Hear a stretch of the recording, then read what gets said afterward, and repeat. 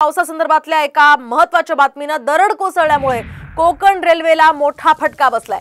Konkan railway मार्गावरील express या 12 तासांपासून रखडल्यात। तर काल दिवाणखवटी खेड मार्गावर दरड कोसळली होती आणि दरड हटवण्याचं हे काम आता युद्ध पातळीवर सुरू आहे। रेल्वे सुरू होण्यासाठी साधारणतः आणखी 2 ते 3 तास लागणार असल्याची माहिती आहे। त्यामुळे आता हे प्रवासी प्रचंड त्रस्त आहेत आणि याच प्रवाशांशी बातचीत केली आमचे प्रतिनिधी अमोल कलये यांनी।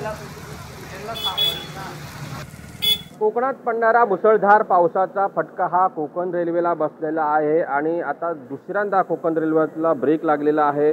पेडणेनंतर आता दिवाणखवटी या ठिकाणी दरड कोसळल्याने तिथून कोकण रेल्वे मार्गावरची वाहतूक ही पूर्णपणे ठप्प झालेली आहे। काल संध्याकाळी या कोकण रेल्वे मार्गावरती दिवाणखवटी या परिसरामध्ये दरड कोसळली आणि त्यानंतर पूर्ण ट्रॅक जो आहे तो बंद झाला। आपल्यासोबत काही प्रवासी आहेत जे या गाडीतून प्रवास करत आहेत। काय नेमकं सांगाल की कसा त्रास होतो तुम्हाला?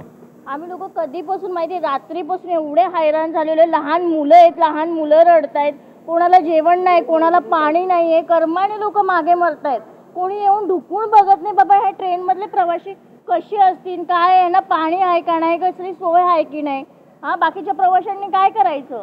काही पर्यायी मार्ग असतील ना ते लोकांना सांगा। लोक कन्फ्यूज होतात की एसटी वगैरे काय आहे की कसं काय जायचं, कोणी काय सांगत नाही। इकडे दरड पडत तिकडे आणि लोक आहेत ट्रेन सोडून बाहेर पडतात आणि इकडे पण नाही तिकडे पण नाही अशी त्यांची विधवा अवस्था झालेली आहे। मला जर क्लिअर करायचं होतं तर रात्रीच करायचं होतं। अख्खी रात्री आमची काळजी करून सकाळी तुम्ही सांगता ट्रेन रद्द झाली, ह्यो कोणता आहे मग? आता बसने जाणार, बसने अख्खा रस्ता पॅक आहे। अमोल कलये, साम टीव्ही, चिपळूण, रत्नागिरी।